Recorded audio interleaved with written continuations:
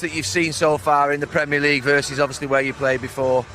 A lot of things, to be honest. I think the clear thing is the quality of everything. Everything is bigger, everyone's faster, everyone's stronger. But I think the most important and difficult one for me, especially as a goalkeeper, is the set pieces. I think that's unique to England. In what way? Just physicality, that they try to block you and that they make it as difficult as they can on you. So that's also something I had to learn, yeah. What's the big difference? Quite hard. We've said it managers before, when you've got young players at big clubs, obviously you've got the talent, but it's the other side of it, that mentality, and you've got to earn the right to play. When you get opportunities, you've got to take it. So maybe some of these younger United players that he's talking about haven't done enough for him. You have to build up that trust with the manager. Say, yeah, for all United's problems, there's not enough. If you're talking about Manu and people like that, they've obviously not got the trust of the manager yet. So you've got to build that trust. So when you go away from home in particular, and that manager's looking, can I trust this player to go out and do a job for Man United? Then you get your opportunity. But these lads obviously haven't built up that trust yet.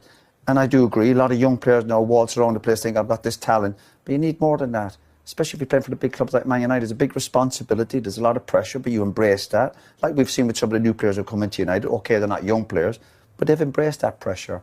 And the one or two young players coming through United, we've said it many times before, talent is not enough. It's what you do day in, day out on that training pitch. You earn the right to play for Man United. You also have to earn the right to stay in the team. It's well and good getting in and getting an opportunity. You've got to take it. You've got to stay there and end up hopefully over the next 5-10 years playing hundreds of games for Man United, and that comes from trust and belief in the manager. Do you think there's an element of the fact that Manchester United's academy has been so successful and they have made so many successful careers from academy products, that maybe there's a sense of expectation there that this will just happen naturally rather than players feeling that they have to put, as Roy says, the more practical elements in place? Definitely. You look at Manchester United's academy over the years, they've produced time and time again. And, it's like what Roy's saying, that Manchester United, there's standards. And you've got to be consistent as well. You can't just expect that you've got talent that you're going to play. You've got to work hard, and that comes day in, day out.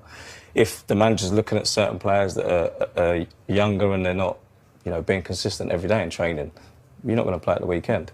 There's players there that are probably training better than you that will be in the team. So it's Manchester United. It's a massive club. It's the biggest football club for me in the world, and standards are high. And if you're not going to them standards, then you're not going to play. So you have to be consistent. And when you get opportunities, whether it's 15 minutes, whether it's 10 minutes, you've got to go and play well. But even for these young players coming through, part of playing for Man United or any big club, you've got to show a bit of character and a bit of personality. The word we use is you've got to be consistent. You've got to get into it really good.